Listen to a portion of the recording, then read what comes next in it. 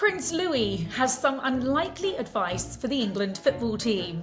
Oh, so cute. I can't wait to see that. And the king, is he fed up with video calls with Harry and Meghan's children? We're going to find out.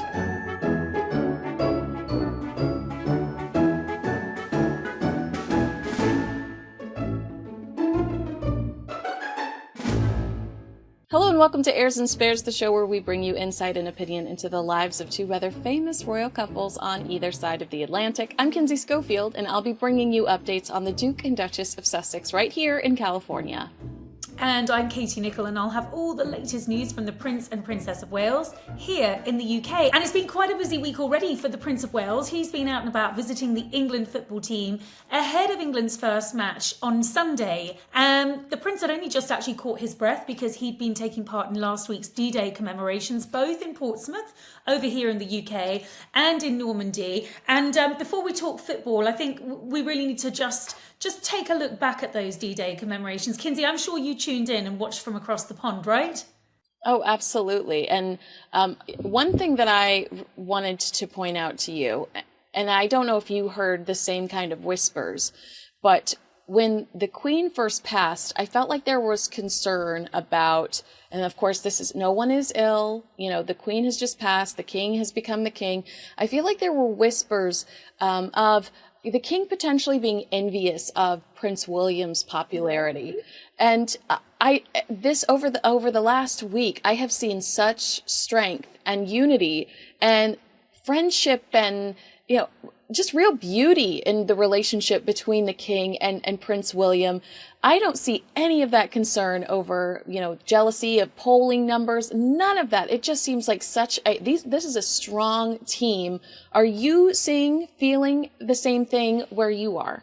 I think William and Charles are in terms of their relationship, in a really strong place. I mean, it's not actually that long ago when you consider that there were rumours of a bit of friction between father and son, rumours that perhaps William didn't think everything his father was doing was the right way to be going about things. I mean, I'm thinking about the Prince's Trust and William not wanting to take on the Prince's Trust. He wanted to create his own foundation, which he has done, but very much with a view to consolidating his charity work. And I think we've seen the King sort of doing that. The feeling I get is that they're very much on the same page now. They're very much aligned. And I think that's down to, obviously, the success of the transition. Charles needs William's full support. You've got the King here needing his Prince of Wales, needing his deputy, arguably more than ever, because, of course, he's going through cancer treatment. And as we saw at the D-Day landings, and as we saw at the commemoration of the D-Day landings, that really important 80th anniversary, there was a moment towards the end of that second day where William stood in for his father at a reception for state leaders and presidents, something ordinarily that we would expect to see the monarch at. And instead we saw William. So we saw William flexing his muscle as a sort of statesman on the international world stage and doing really well. And as you say, Kinsey, none of that sense of competition about, this needs to be the King being seen to do this. King was more than happy, on the advice of his medical team, to stand down from that engagement, bearing in mind that he'd done everything at Portsmouth. He'd given a brilliant speech. He'd been there in Normandy, given another excellent speech. He'd been at the most important events. And he was more than happy to sort of hand that event over and allow William to represent him. And I think that says so much about their evolved relationship, about the faith and the trust that the King has in his son and heir as the Prince of Wales. And of course, it gave William an opportunity to, as I say, flex his muscle on the international stage. You've got him shaking hands with all of the prime ministers and the presidents, with Macron and with Zelensky, meeting President Joe Biden. And, that really is, that's elevation for Prince William. That's putting him in a really fundamental role, and obviously with the King's blessing. Absolutely. And you talk about the King's ridiculous schedule throughout the D-Day events. And we just recently heard that Queen Camilla has said to friends, he's working himself like crazy. Like, he just refuses to take a beat. So it was nice to see Prince William step up and step in for him for a moment, because it does sound like he is just running himself ragged. And I think that that's his work ethic. I think the King has always had an incredible work ethic. I want to touch base with you briefly on the Princess of Wales, because we did hear from her over the weekend, and it was nice to hear from her. She wrote a letter to the Irish Guards apologizing for missing their parade rehearsals on Saturday. Normally she would actually attend this, and she would inspect them before trooping the color, but she has taken some time away from her official duties to treat, it's preventative chemotherapy to treat some form of cancer.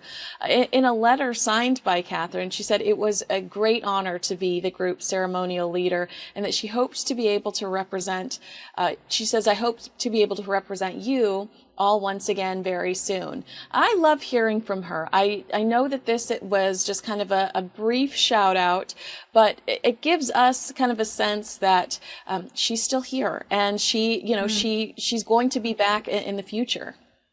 Absolutely. And I think it's that's the whole point, isn't it? She's not in the spotlight. She wasn't at that rehearsal. In a week where I think her absence has been very, very acutely felt.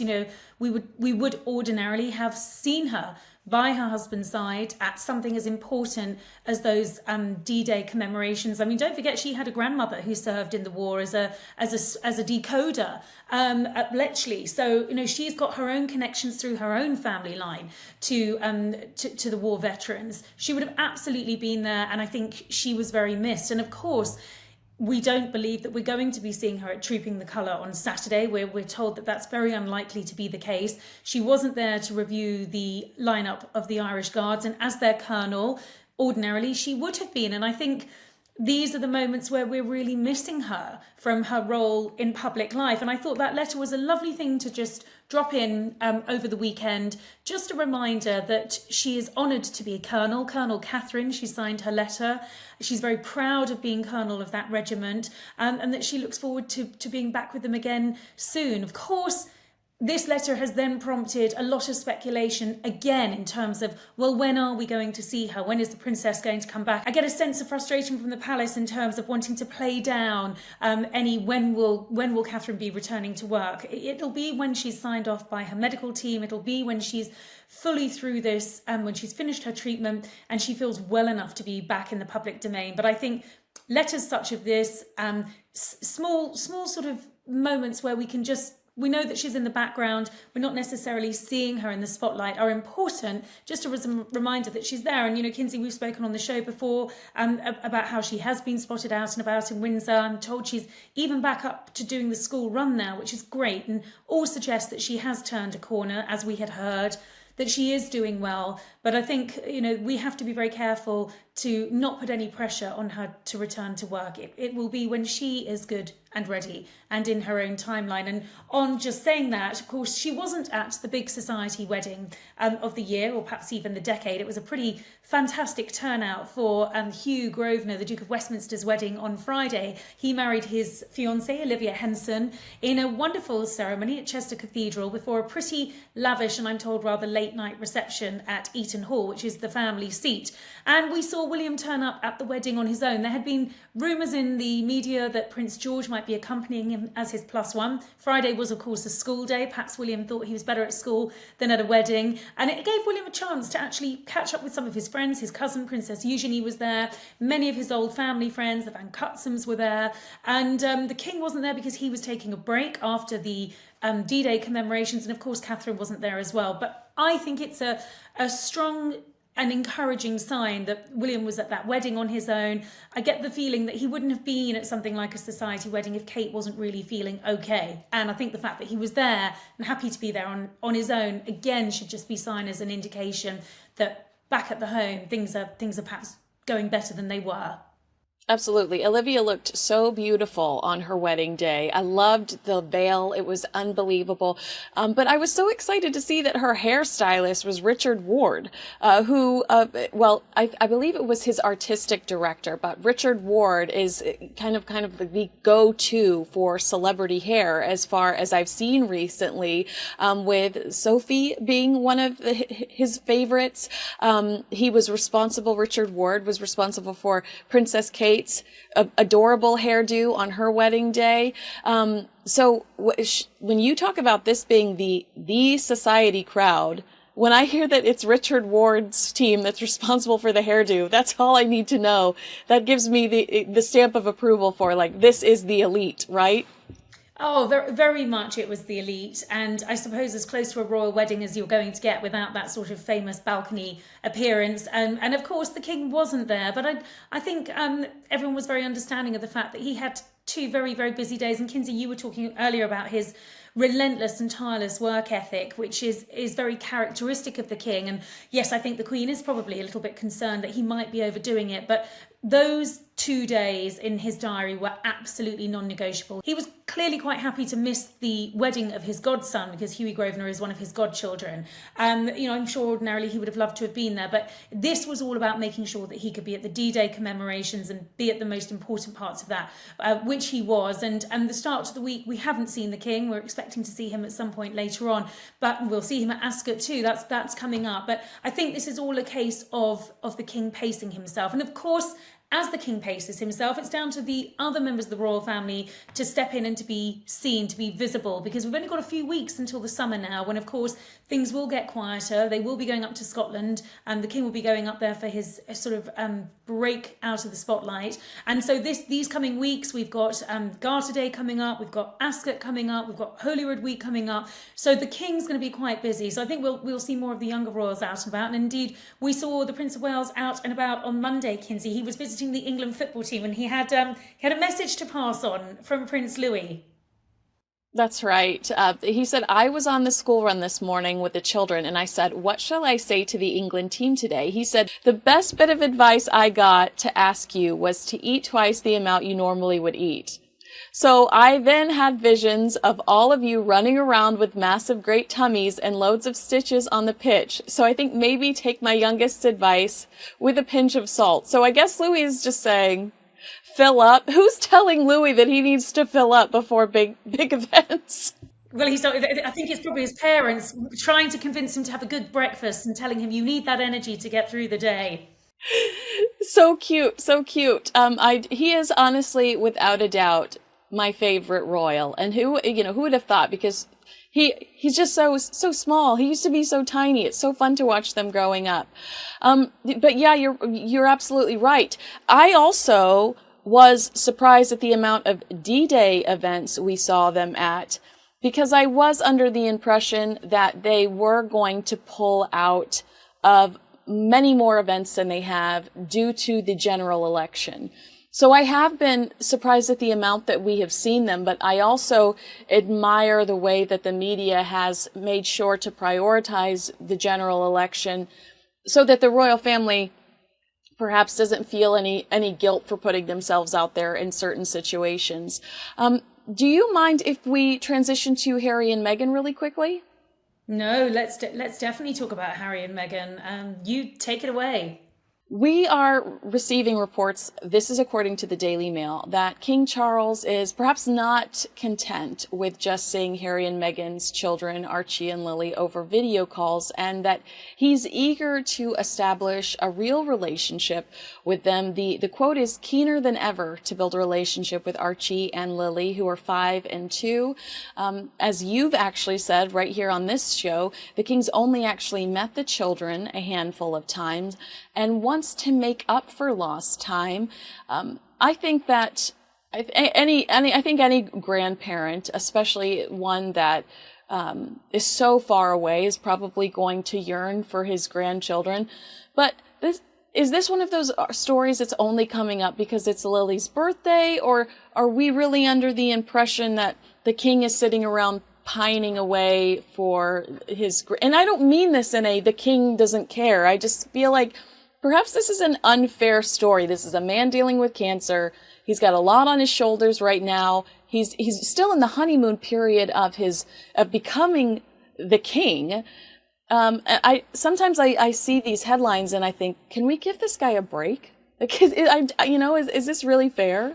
Well, I don't think it's an attack on the king. I think it probably has come about because it was Princess Lilibet's birthday, and because the only sort of contact Charles will have had is probably a very short video call. As I said to you earlier, Kinsey, the King will be going up to Scotland later this year, and he's continuing actually in the late Queen's tradition of having all of his children, having the grandchildren up there, and having some proper family time. And I know that he would love nothing more than to have the Sussexes and their children there, because he feels he really hasn't had the chance to see them grow up. And I am sure that his cancer diagnosis is a reminder that he's not getting any younger, of the fragility of life and the important things in life, which, let's face it, are family. That really is the most important thing. And I think Charles would love the opportunity to see more of Archie and Lilibet. So I don't think this story is sort of we're giving Charles a hard time. I think it's more just pointing out that he has got 2 other grandchildren who are being raised with a very different lifestyle in California, who sadly he's not getting to see. So I think he'd love more opportunity for that. And then just one final note on the royal children. Kinsey, I'm just going to put you on the spot, if that's all right, and ask you whether you think we're going to see the Wales children up on that balcony. I know we're not going to see the Princess of Wales, but do you think we could see George, Charlotte and Louis on Saturday? I feel like Louie is box office, and it would be a really missed opportunity not to have him up there, because he is so playful. And I think that the world is absolutely in love with him. So I think it would be a real missed opportunity not to include them. But, you know, as you were saying with the Princess of Wales, we need to respect the decisions they're making right now. We need to understand that they are getting guidance from people that are far smarter than we are, and that have a better understanding of what's going on behind the scenes. So I will be respectful of whatever decision that they make. But boy, do I love Louis. And I love to watch them engage.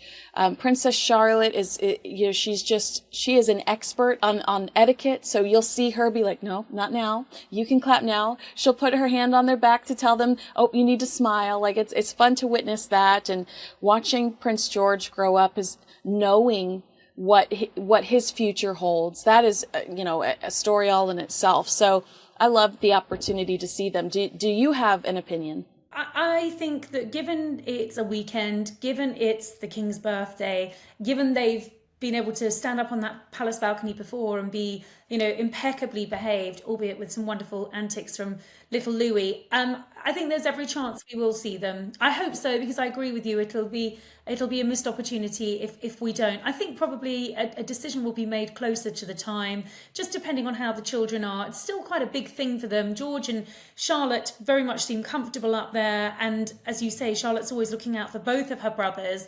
But I think as long as both parents feel comfortable with it, as long as the children are comfortable with it, we know there are going to be adjustments this time round. The King won't be riding on horseback; he'll be in a carriage. Will they be able to go in a carriage with someone? I suppose it's about sorting out those logistics, but I do think it would be a wonderful moment if they're up on the balcony, and I know their mother would be very proud of them if they are.